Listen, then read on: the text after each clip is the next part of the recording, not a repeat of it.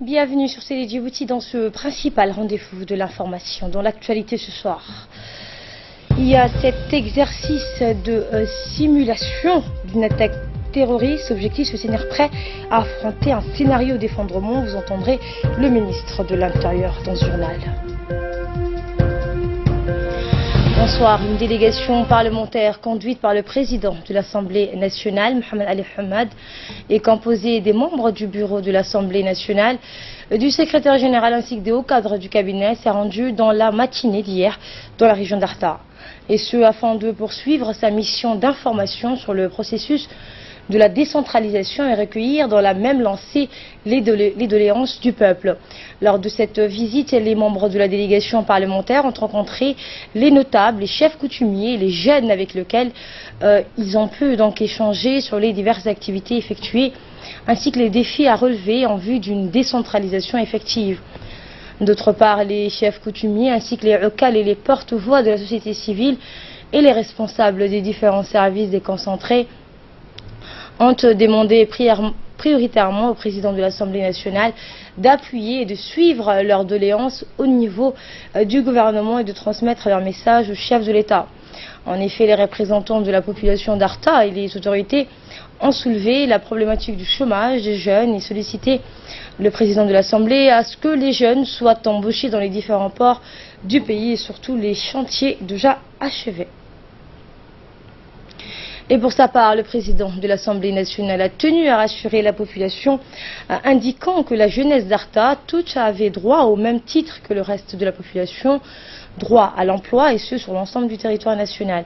En outre, le président de l'Assemblée a promis de transmettre au magistrat suprême de la République les besoins du peuple. Il a par la suite indiqué qu'au jour d'aujourd'hui, il faut que les jeunes soient beaucoup plus entreprenants que leurs aînés et lancent à des initiatives privées.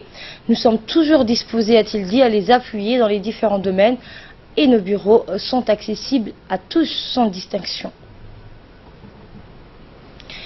Dans le cadre des préparatifs des élections régionales, des élections législatives prévues en 2018, le ministre de l'Intérieur Hassan Omar Mohamed a reçu hier une délégation envoyée donc par l'Union africaine composée d'experts électoraux pour effectuer une évaluation préélectorale et ce pour examiner l'état d'avancement des préparations du scrutin de février par toutes les parties prenantes à Djibouti ainsi que le contexte global dans lequel les élections se tiendront.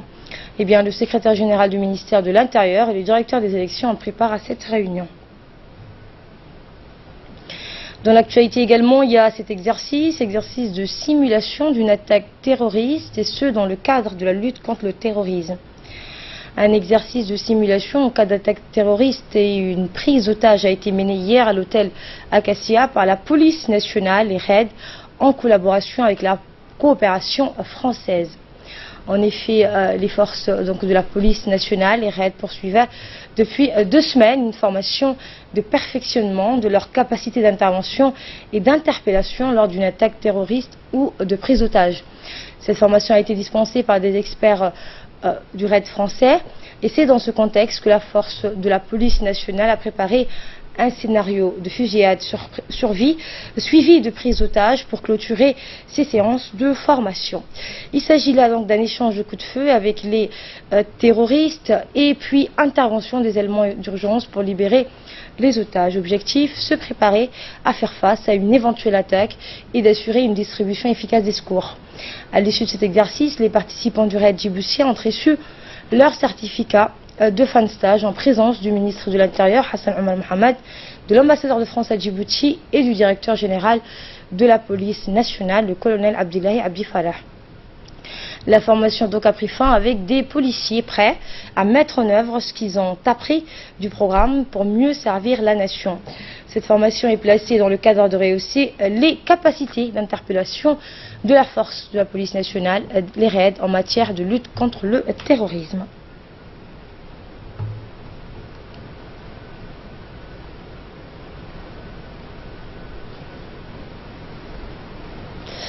Le directeur général de la police nationale, le colonel Abdillahi Abdi Farah, et l'ambassadeur de France à Djibouti ont tous deux félicité les participants à cette formation pour leur assiduité. On les écoute. Je savais qu'effectivement vous aviez la qualité pour faire cet exercice mais ça ne coûte rien de vous tester, vérifier si vous êtes toujours au point, prêt à exécuter si besoin est. En tout cas, je vous dis bonne continuation, bravo et bon courage. Je ne veux pas terminer mes quelques mots sans remercier le policier des RAID qui ont fait une dizaine de milliers de kilomètres pour venir nous rejoindre ici et partager leur expérience avec nous. Nous sommes, vous l'avez rappelé, dans une zone très instable, avec de la violence partout, violence effroyable. Et je voulais vous dire à quel point la France se tient aux côtés de Djibouti pour assurer sa sécurité dans tous les domaines. Donc nous sommes très heureux que vous ayez fait appel à l'expertise française, à la police nationale, au RAID, qui est venu une fois de plus ici participer à l'entraînement, perfectionnement des forces de police djiboutiennes, du RAID. Et je voulais vous dire à quel point nos formateurs qui sont là depuis 2 semaines ont apprécié la qualité de l'encadrement, la qualité des entraînements des forces de police et puis de l'équipement de vos forces. Ils m'ont dit qu'ils se situaient dans la très bonne moyenne des équipes avec lesquelles ils travaillent à travers le monde.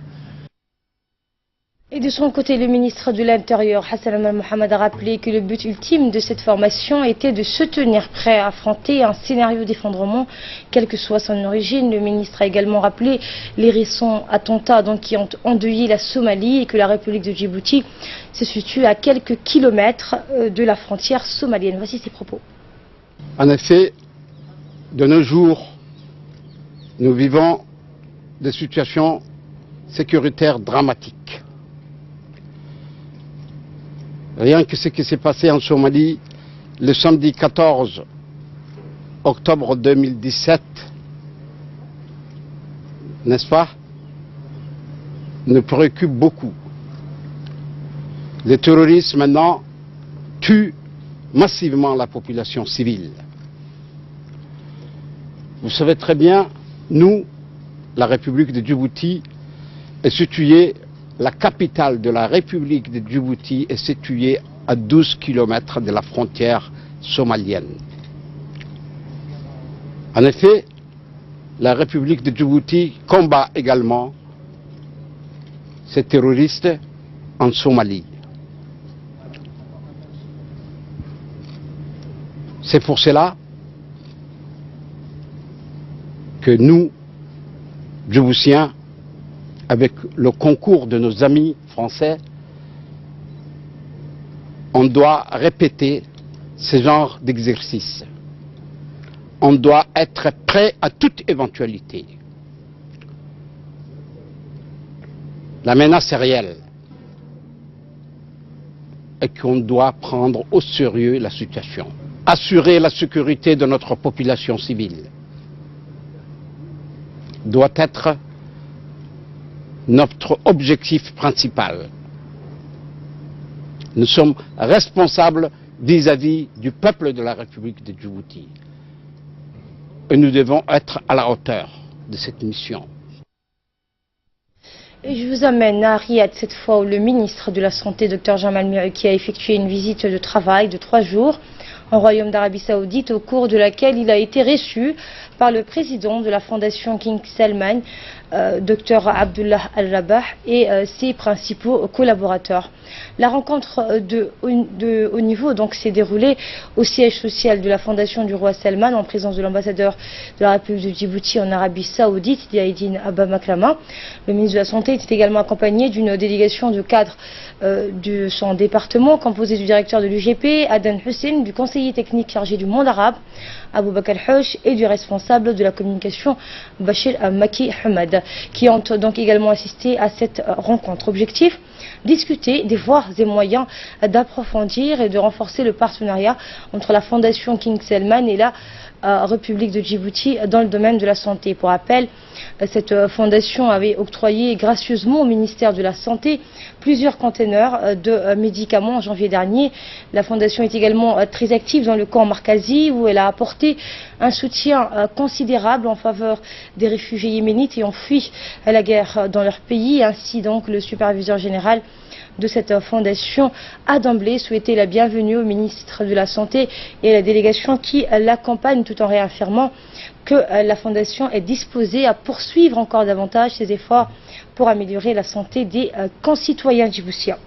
Le ministre de la Santé, Dr Jamal Miruki, a tout d'abord remercié les responsables de la fondation pour l'accueil chaleureux et fraternel qu'il a reçu en Terre Sainte d'Arabie Saoudite, et il a évoqué les liens étroits et séculaires qu'entretiennent nos deux peuples depuis la nuit des temps. Le ministre qui a par la suite rappelé que cette relation historique et privilégiée est aujourd'hui renforcée par l'amitié et la fraternité entre le président de la République Ismaël Omar Guelleh et sa majesté le roi Salman ibn Abdelaziz d'Arabie Saoudite. Les deux parties sont convenues de la nécessité des domaines d'intervention de la fondation tout en renforçant les domaines clés des médicaments et des équipements. Et enfin, les deux parties ont échangé leur point de vue sur la situation sanitaire qui prévaut au Yémen, en promettant de conjuguer leurs efforts pour venir au secours du peuple frère du Yémen. Et par la suite, le ministre de la Santé a entamé une série de rencontres, notamment avec les différents partenaires financiers et les bailleurs de fonds qui sont actifs dans le domaine de la santé à Djibouti. En effet, à la tête d'une délégation au cadre de son département, le Dr Jamal Miruki s'est déplacé au Royaume de l'Arabie Saoudite afin de conduire d'importants travaux de réunion avec les bailleurs de fonds, notamment avec les administrateurs de la Banque islamique de développement. Et bien, durant cette mission, le ministre a été accompagné toujours donc du directeur de l'UGP, Adan Hussein, du conseiller technique chargé du monde arabe et du responsable de la communication. À noter également la présence de l'ambassadeur de Djibouti en Arabie Saoudite. Objectif premier de cette rencontre qui s'est déroulée au siège social de la Banque islamique de développement à Jeddah s'inscrit dans le cadre de la revue de portefeuille sur les financements accordés par la Banque islamique de développement au ministère de la Santé, et plus précisément dans le volet de la santé et le maire de l'enfant. Au cours de la réunion, le ministre de la Santé a rappelé la primauté du projet de la santé, de la mère et de l'enfant qui revêt d'une importance capitale pour le gouvernement djiboutien et pour le peuple. À noter que ce projet de financement de la Banque islamique de développement comprend entre autres la reconversion de l'ancien hôpital Bouffard en un grand centre de référence national exclusivement dédié à la santé de la mère et de l'enfant. Dr Jamal Miruki a félicité la Banque islamique de développement pour son soutien constant en faveur de notre pays et qui jouit selon lui d'une réputation sans égale à travers ses multiples donations et financements des projets primordiaux en République de Djibouti. Le ministre de la Santé a par ailleurs exhorté la Banque islamique de développement d'accélérer le processus d'intensifier afin de finaliser et de rendre opérationnel ce projet ô combien important pour notre pays. Également dans l'actualité, retour à Djibouti au nord du pays, à Obok, où la ville a accueilli ce matin les festivités de remise de 20 embarcations de pêche pleinement équipées, et ce dans le cadre de l'achèvement de la première phase du projet d'appui à l'emploi des jeunes financé par le gouvernement du Japon et exécuté par le Programme des Nations Unies pour le développement, le PNUD. Accompagné d'une forte délégation, le ministre du Travail chargé de la réforme de l'administration, Hassan Idriss Samlier, a préparé cette importante cérémonie composée entre autres de l'ambassadeur du Japon et la coordinatrice du système des Nations Unies et représentante résidente du PNUD. Les parties prenantes ont procédé au conseil régional d'Obok à la signature de protocoles pour formaliser l'acte de transfert des embarcations et équipements aux coopératives de pêcheurs d'Obok, Kolangar, d'Alayaf et de Godoria. Ce projet de renforcement de capacité en pêche qui vise à promouvoir l'opportunité d'emploi des jeunes ainsi que l'insertion professionnelle des jeunes de la région d'Obok doit sortir de la précarité et offrir un espoir à plus de 70 familles de pêcheurs de cette ville. Aussitôt après les signatures des conventions, la délégation s'est rendue au sein de la Marine nationale, lieu de remise de matériel où 20 embarcations et un kit complet de matériel de pêche ont été remis au groupement de coopératives de pêche obokoises. À relever les défis dans le secteur de la pêche qui va très vite se développer. Ces défis passent par la nécessité, voire l'urgence, de se réorganiser, de se restructurer pour une meilleure gestion des coopératives. C'est pour moi un grand honneur et un réel plaisir de prendre part à vos côtés à la cérémonie de signature de l'accord des dons relatifs au projet d'appui à l'emploi des jeunes. Ce projet s'aligne sur les priorités du gouvernement djiboutien et s'inscrit dans la politique de la lutte contre le chômage du président de la République, son Excellence Al-Haji Ismaël Omar Guelleh. Je voudrais donc à cette occasion rendre hommage au gouvernement japonais à travers son diplomate aussi ici présent et leur exprimer nos remerciements et notre profonde gratitude pour leur générosité. Sur le PNUD pour son appui constant aux côtés des parties prenantes et aux côtés du gouvernement djiboutien dans la quête du développement. Et le coût global de ce projet exécuté par le PNUD et coordonné par le ministère du Travail est de 89 millions de nos francs. Ce projet est accompagné d'un volet important de formation technique de pêche moderne et en maintenance de moteurs Yamaha et entretien des coques. La coordinatrice du système des Nations Unies et représentante résidente du PNUD a remercié et rappelé que ce projet va offrir donc un espoir à plus de 70 familles de pêcheurs de cette région. Et de son côté, l'ambassadeur du Japon à Djibouti a indiqué que ces matériels vont permettre à de nombreux pêcheurs bokois d'améliorer leurs conditions de travail. Je propose de les écouter. Je me réjouis de me trouver parmi vous aujourd'hui dans cette belle ville d'Obok à l'occasion d'une cérémonie qui est très importante, je pense, de remise officielle de 20 embarcations de pêche armées. Je tiens également à remercier les habitants de la ville d'Obok et les autorités pour leur chaleureux accueil encore une fois. J'ai saisi cette occasion pour présenter mes vifs et sincères remerciements au gouvernement et au peuple du Japon pour les financements alloués qui nous a permis de mener ces projets. Le projet d'appui à l'emploi des jeunes qui nous réunit ce matin est tiré d'un plan d'action opérationnel de la politique nationale de l'emploi. Ce projet a offert un lot de 20 bateaux de pêche pleinement armés aux jeunes pêcheurs de la région d'Obok. Ces embarcations de pêche bénéficieront à la ville d'Obok et au village de Korangar, Godoria et Dailaf. Par ailleurs des bateaux, les jeunes pêcheurs qui recevront les équipements seront accompagnés et recevront une formation en technique moderne de pêche. Très ravi d'être parmi vous à la cérémonie officielle de remise des équipements de pêche. C'est dans le cadre de projets d'appui à l'emploi des jeunes. Donc ce projet-là, il y a beaucoup de résultats très positifs. D'abord, la création des emplois. Le chômage et la création des emplois, c'est un des défis majeurs de la République de Djibouti. Et le président Ismaël Omar Guelleh, il a pris déjà des initiatives avec monsieur le ministre du Travail pour créer des emplois et surtout parmi les jeunes. Le représentant du peuple japonais et du gouvernement japonais, on est très heureux de travailler et collaborer ensemble dans ces directions. Et en profitant de cette occasion, je voudrais vous parler de nos projets de futur qui concernent la région d'Obok. Alors, pour de l'eau, par exemple, quelques projets de citernes enterrées pour fournir de l'eau. C'est en cours et bientôt finalisé. Le projet de ferry, bien sûr, il y a un ferry fourni par le Japon qui circule maintenant, mais on pense au deuxième ferry qui soit résistant à Hamashin.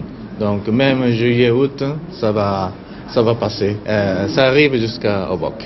La construction du centre de l'autonomisation des femmes en cours.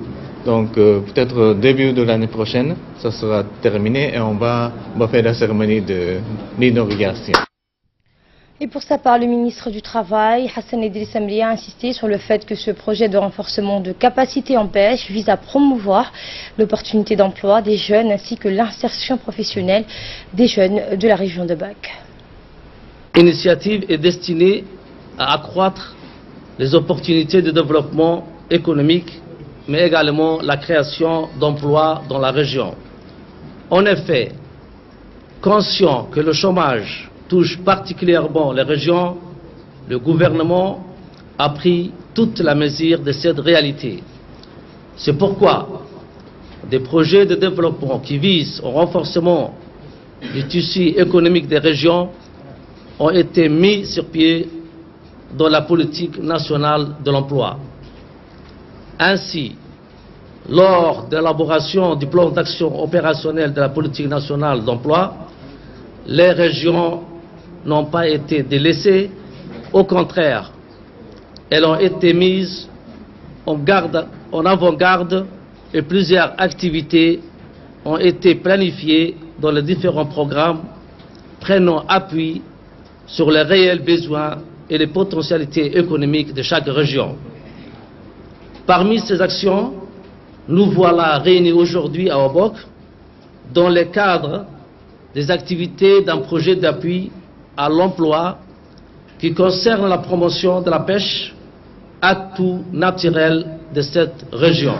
Ce volet du projet concerne le renforcement des capacités de pêcheurs sur plusieurs sites, Obok, Gourangar, Daléaf, qui se traduit par un don en matériel et équipement accompagné par des formations pour la promotion des atouts de la région où doit prédominer la pêche.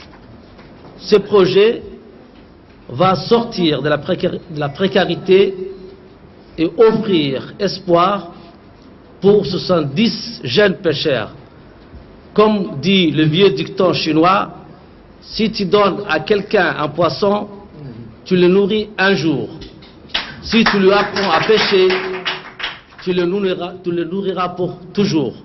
Le projet consiste à fournir un équipement en bateau de pêche, équipements divers de pêche, mais également formation aux techniques de séchage des poissons et en gestion des micro-entreprises de pêche. Ces actions ne sont que le début. D'autres actions vont suivre. Ainsi, de formation de 400 jeunes pêcheurs aux techniques modernes de la pêche et de 100 pêcheurs aux techniques de conservation et de la commercialisation des produits de la pêche sont également prévues. En matière de lutte contre la pauvreté, ce qui compte le plus, c'est l'action sur le terrain, des réalisations concrètes qui concourent à améliorer la condition de vie de la population. Et dans le reste de l'actualité, le ministre de l'Énergie chargé des ressources naturelles, Younis Ali Guedi, a procédé mercredi à la signature du protocole d'entente avec le vice-président de la société Polychécel, M. Liloué, dans le cadre du méga-projet gazier. Donc ce méga-projet comprend un pipeline de gaz naturel, une usine de liquéfaction et un terminal d'exportation qui seront localisés à Demeljoug. Le projet de gazoduc permettra à l'Éthiopie d'exporter du gaz vers la Chine et vers d'autres pays et de soutenir le développement socio-économique dans la région. Le nouveau gazoduc de 700 km environ transportera jusqu'à 12 milliards de mètres cubes de gaz naturel par année depuis l'Éthiopie vers Djibouti. La cérémonie de la signature de convention a vu la présence, outre le ministre de l'Énergie, le vice-président de la société chinoise et l'inspecteur général de l'État, Hassan Sultan. Le ministre a remercié le chef de la délégation chinoise pour la signature de cette convention et a indiqué que la journée est historique pour notre pays. Dans le reste de l'actualité, le secrétariat d'État aux affaires sociales a tenu une réunion de travail sur la stratégie nationale de la protection sociale hier, le mardi, à l'Institut. C'était donc mardi à l'Institut diplomatique. Cette réunion a vu la participation, outre de la secrétaire d'État aux affaires sociales, Mona Ousmane Adan, de différents représentants ministériels tels que le ministère de l'Éducation, du Travail, de la décentralisation de la femme et de la famille. Outre cela, les organismes internationaux et partenaires tels que la Banque mondiale, l'UNICEF, le PAM, l'Agence turque de coopération et de développement, la délégation de l'Union européenne, le HCR, le PNUD ont également pris part à cette réunion qui était 4e du genre. Objectif, exposer la nouvelle stratégie nationale de la protection sociale pour 2018 à 2022 et ensuite échanger afin que tous les acteurs de la protection sociale puissent apporter leurs expertises à la formulation de ce nouveau document. Le secrétariat d'État aux affaires sociales s'est engagé à élaborer cette stratégie qui offre une vision et des perspectives sur le long terme pour la création progressive d'un système cohérent et intégré de toute protection sociale, tout en identifiant les objectifs, les priorités et les mécanismes pour la mise en place des mesures spécifiques à travers des programmes d'action organisés autour des axes prioritaires et intègre également les objectifs du millénaire pour le développement. Après une présentation détaillée de la stratégie sur la protection sociale, la secrétaire d'État aux affaires sociales, Mme Mouna Ousmane Aden, a tenu à remercier tous les partenaires de leur présence. Elle a également rappelé une fois de plus qu'un travail de coordination, de concertation et une parfaite synergie fluide étaient sine qua non pour que ce projet va dans la droite direction. Sans transition, une forte délégation conduite conjointement par la secrétaire d'État chargée des affaires sociales, Mouna Ousmane Aden, et le ministre délégué de la décentralisation, Hamadou Mohamed Aramis, s'est rendu à Bandera, dans la périphérie de Dikil, pour rencontrer et discuter avec les habitants. La délégation ministérielle a été accueillie par le préfet de la région et le président du conseil régional. Une réunion s'est tenue par la suite qui s'inscrit dans la tournée régionale menée donc conjointement par le ministère de la décentralisation et le secrétariat d'État chargé des affaires sociales, qui a démarré à Madgoul dans la sous-préfecture de Dora et se poursuivra donc dans les autres localités éloignées des régions non visitées. La délégation conduite par les deux ministres a été chaleureusement accueillie par la population de Bandera. L'objectif de la mission est d'une part d'échanger avec les autorités locales et les habitants de cette localité sur l'efficacité de l'action gouvernementale en cours, telle que la PNSF, l'accès à la microfinance, les distributions généralisées des vivres et l'accès aux autres services sociaux de base, et également d'identifier avec la population des nouveaux programmes dans le but de répondre au mieux leurs attentes en matière d'action sociale. Lors de cette réunion, les deux ministres ont bien pris note des doléances de la population de Bandera. Cette rencontre s'inscrit dans la feuille de route du président de la République de dialoguer avec la population sur l'efficacité et l'efficience des actions gouvernementales et d'être proche de la population pour répondre à leurs besoins aussitôt que possible.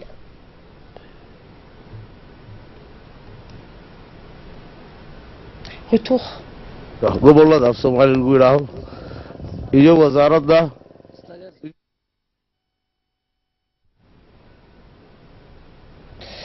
La secrétaire d'État aux affaires sociales, Mme Mouna Ousmane Aden, et le ministre délégué en charge de la décentralisation, Hamadou Mohamed Aramis, ont tous deux rappelé l'objectif de cette mission qui a été d'échanger donc avec les autorités locales et les habitants de cette localité sur l'efficacité de l'action donc gouvernementale lors de cette rencontre avec les habitants de Bandera.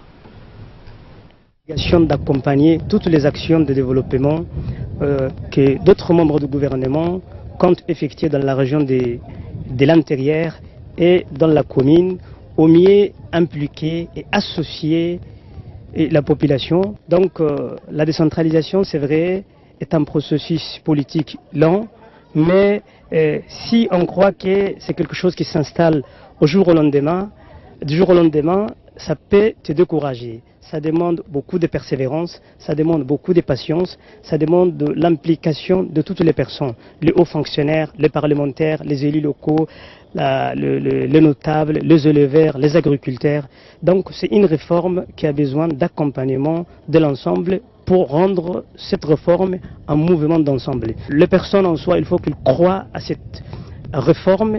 Ça demande tout d'abord une conviction, une volonté, un investissement personnel de tout individu, mais je suis sûr, c'est une alternative sûre, c'est une alternative incontournable, vraiment pour qu'aujourd'hui, pour mettre fin à la disparité qui est entre la capitale et la région de l'intérieur, une alternative sûre dont on doit être solidaire autour, c'est la décentralisation. C'est le processus de la décentralisation qui en marche, dont le président de la République a toujours souhaité privilégier pour vraiment mieux avancer. Le secrétariat d'État aux affaires sociales souhaite faire une rencontre avec la population des régions très reculées, pour lequel nous sommes en train de mettre en œuvre un programme de transfert monétaire pour que nous puissions discuter avec ces populations la possibilité de mettre en place des programmes sociaux pour les aider à améliorer leurs conditions de vie avec les différents programmes de développement social qui manquent pour que ces communautés puissent se prendre en charge. Donc l'objectif final qui est attendu, c'est que la politique du gouvernement, avec l'égide de son Excellence Ismaël Omar Guelleh, c'est que ce développement qui est en train d'être palpable, visible dans notre pays, puisse également se ressentir dans les régions de l'intérieur. Et nous souhaitons commencer ces opérations du plus loin possible pour redescendre au niveau des chefs-lieux, Inch'Allah. Et pour clore l'actualité nationale, on va parler de cette journée mondiale des malvoyants. Cet événement riche en émotions a rassemblé les membres du gouvernement et de la société civile. Elle a débuté de la Corniche jusqu'au Palais du Peuple, un rassemblement sur la voie publique, des personnes donc aveugles, munis de leur canne blanche, donc une démonstration à Djibouti que donc voilà, cette journée mondiale des malvoyants, cet événement riche en émotions a rassemblé tant de personnes du gouvernement et de la société civile. Fardous Hussein est avec nous pour nous en dire plus. Bonsoir Fardous. Bonsoir Asma. Effectivement, donc comme vous le dites, riche en émotions, cette journée a été marquée par une marche qui a débuté de la Corniche au Palais du Peuple. Ce rassemblement sur la voie publique des personnes non-voyantes et malvoyantes munies de l'arcane est une démonstration à Djibouti que les malvoyants sont avant tout des personnes ordinaires. C'est en ce sens qu'un projet de loi relatif à la promotion, à la protection des droits des personnes à besoins spéciaux a été adopté à ce moment. Donc cette loi il y a une loi qui a été donc adoptée. Cette loi a pour objectif donc la promotion et la protection des personnes malvoyantes et handicapées. Elle sensibilise davantage la population sur la nécessité de reconnaître, de respecter, de promouvoir le respect des droits humains des personnes pour faciliter aussi leur autonomisation et leur inclusion sociale. La secrétaire d'État aux affaires sociales a dans sa stratégie nationale donc prend en compte et garantit le droit à une dignité à toutes les personnes fragilisées par des pertes ou des risques de destruction de leur capital matériel et humain du fait des circonstances économiques ou climatiques, de la maladie due à un handicap, de l'invalidité, de la vieillesse, et pour des raisons indépendantes de leur volonté ne sont capables de se prendre en charge temporairement ou définitivement. Merci Fardous Hussein pour ces précisions sur cette journée et de quoi il était question lors de cette loi. Merci Fardous Hussein. Et nous avons recueilli les réactions des participants à cette journée. En voici quelques-unes. C'est un grand honneur et une immense joie en fait de pouvoir célébrer la journée de la canne blanche. C'est une journée spécifiquement destinée à la personne malvoyante et aveugle. Et cette journée, en fait, désigne parmi les personnes handicapées, les genres de personnes handicapées les plus vulnérables, les plus démunis par rapport à l'ensemble des personnes handicapées. Et aujourd'hui, nous avons constaté qu'en fait, l'handicap, ce n'est pas un handicap. L'handicap, c'est la vision que nous avons de la personne. Et en fait, aujourd'hui, nous avons constaté que nous-mêmes, qui étions handicapés moteurs, comme on nous appelle, que des personnes aveugles, non-voyants et malvoyants, on pouvait faire des études, aller de l'avant et se battre pour réussir dans la vie. Et de là, nous passons à ce qui domine l'actualité internationale. La mise en ligne hier soir de près de 3000 documents relatifs à l'assassinat de l'ancien président américain a donné lieu à quelques révélations, mais pas de quoi mettre fin aux théories du complot. Samata Siri est avec nous sur ce plateau. Bonsoir Samata. Bonsoir Asma, bonsoir à vous. Et qu'est-ce qu'on peut retenir dans cette...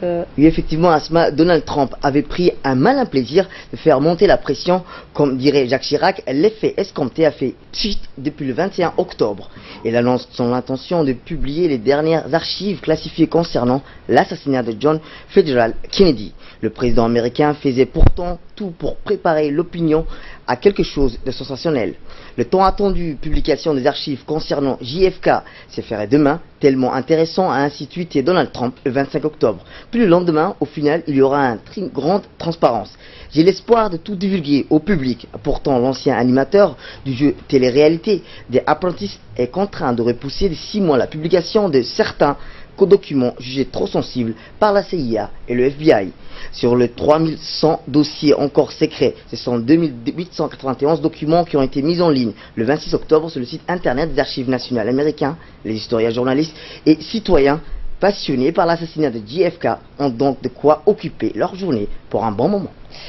Et la Catalogne qui a proclamé l'indépendance, le Sénat espagnol vote sa mise sous tutelle. Donc il a autorisé le gouvernement à administrer directement la Catalogne qui a proclamé dans le même temps son indépendance. C'est du jamais vu. En 40 ans de la démocratie en Espagne, le Parlement catalan vient d'adopter ce vendredi un référendum déclarant la région devient un État indépendant prenant la forme d'une république avant d'entonner l'hymne indépendantiste en l'absence de l'opposition. Dès l'annonce de la victoire du oui à l'indépendance au Parlement de Catalogne, des milliers de Barcelonais massés dans la rue ont laissé éclater leur joie. Drapeaux catalans, chants et applaudissements. Il y a des images qui ne sont pas sans rappel à un événement au cœur de l'amateur de football. La 5e victoire de la Ligue des Champions Asma du FC Barcelone le 6 juin 2015 avait lui aussi rempli les rues d'une foule joyeuse. Et en ce temps, Asma, à Madrid, quelques minutes plus tard, le Sénat espagnol a donné son feu vert au gouvernement conservateur de Mariano Rajoy pour faire usage du fameux article 155 de la Constitution. Ce dernier permettra de reprendre le contrôle de la région catalane autonome depuis la fin de la dictature du général Franco. Merci Samata Cyril pour ces précisions. Mais voilà, donc c'était le journal de la rédaction. Merci à vous de l'avoir suivi. Excellente soirée à toutes et à tous.